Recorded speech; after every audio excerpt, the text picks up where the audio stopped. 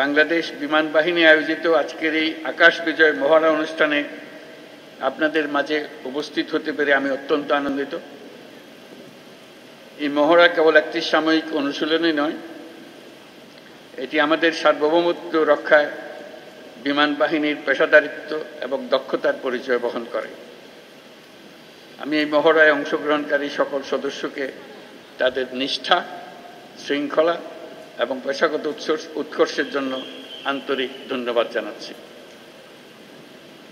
এই গৌরবময় মুহূর্তে আমি গভীর শ্রদ্ধার সঙ্গে স্মরণ করছি ৭১ সালের মহান মুক্তিযুদ্ধে আত্মদানকারী শহীদদের, বিশেষ করে বাংলাদেশ বিমান বাহিনীর অকুতোভয় সদস্যদের। তাদের রক্তের বিনিময়ে অর্জিত স্বাধীনতা আমাদের জাতিসত্তার মূল ভিত্তি। এর সঙ্গে স্মরণ করছি ২০২৪ সালের জুলাই আগস্ট আন্দোলনে নিহত ও শহীদ সকল শিক্ষার্থী, তরুণ তরুণী এবং সাধারণ জনগণকে, যারা দেশের অধিকারের প্রশ্নে জীবন ও রক্ত দিয়ে তাদের অবস্থান স্পষ্ট করেছেন। ৭১ সালের ২৮শে সেপ্টেম্বর বিপুল প্রতিকূলতা সত্ত্বেও একটি অটার বিমান, একটি এলিওয়েট হেলিকপ্টার, একটি ডেকোটা বিমান সহ ৫৭ জন সদস্য নিয়ে জন্ম নিয়েছিল কিলো ফ্লাইট, যা বাংলাদেশ বিমান বাহিনীর নিউক্লিয়াস হিসেবে চিরস্মরণীয় হয়ে থাকবে। যার নামের আদ্যক্ষর দিয়ে এই কিলো ফ্লাইটের নাম করা হয়েছিল, সেই জীবন্ত কিংবদন্তি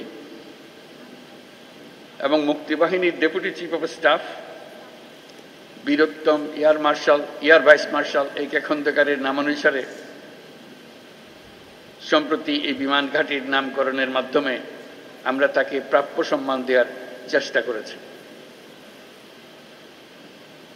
বর্তমান বিশ্বের দ্রুত পরিবর্তনশীল প্রযুক্তির সাথে তাল মিলিয়ে চলার জন্য আন্তর্জাতিক মানসম্পন্ন প্রশিক্ষণ ও অনুশীলন অপরিসীম গুরুত্ব বহন করে। এই প্রেক্ষাপটে বাংলাদেশ বিমান বাহিনীর সদস্যগণ নিয়মিতভাবে বহুমাত্রিক প্রশিক্ষণ কার্যক্রম ও অনুশীলনে অংশগ্রহণের মাধ্যমে নিজেদের জ্ঞান ও দক্ষতাকে যুগোপযোগী করতে সদা সচেষ্ট রয়েছে, যা এই মহড়ার মাধ্যমে আমাদের কাছে স্পষ্ট হয়েছে। দেশের সার্বভৌমত্ব ও স্বাধীনতার প্রতি যে কোনো চ্যালেঞ্জ মোকাবেলায় একটি আধুনিক ও সদাপ্রস্তুত বিমান বাহিনী গড়ে তোলার লক্ষ্যে আমাদের প্রচেষ্টা অব্যাহত থাকবে।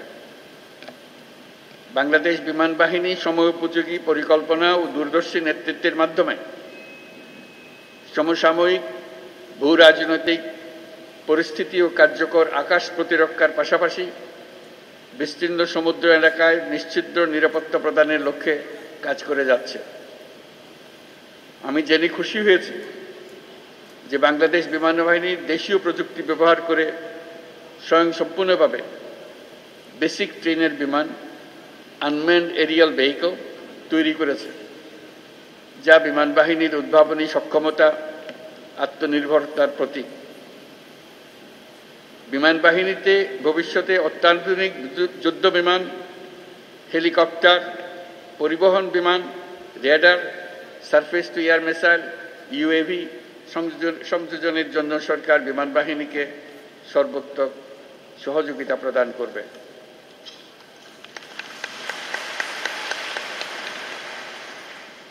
আজকের এই অনুশীলন বাংলাদেশ বিমান বাহিনীর আত্মবিশ্বাস, প্রস্তুতি এবং অর্পিত দায়িত্ববোধের বাস্তব রূপায়ণ। এই জন্য আমি আবারও আপনাদেরকে ধন্যবাদ জানাচ্ছি। এছাড়াও আমি বর্তমানে দেশের বিমানবন্দর সমূহের সুষ্ঠু পরিচালনা ও নিরাপত্তার দায়িত্বে নিয়োজিত বিমান বাহিনীর সদস্যদের ধন্যবাদ জানাচ্ছি। পরিশেষে আমি বিমান বাহিনীর সকল সদস্যদের প্রতি যুগোপযোগী ক্ষমতা অর্জন, দক্ষতা অর্জন এবং পেশাগত কারিগরি সক্ষমতা বৃদ্ধির প্রতি অব্যাহত মনোযোগ বজায় রাখার আহ্বান জানাচ্ছি। দেশপ্রেম ও পেশাদারিত্বই আগামী দিনের নিরাপদ ও সমৃদ্ধ বাংলাদেশ গড়ার মূল ভিত্তি। আমাদের সকলের ঐক্যবদ্ধ প্রচেষ্টায় আমরা একটা নিরাপদ, উন্নত ও শক্তিশালী বাংলাদেশ গড়ে তুলব ইনশাআল্লাহ।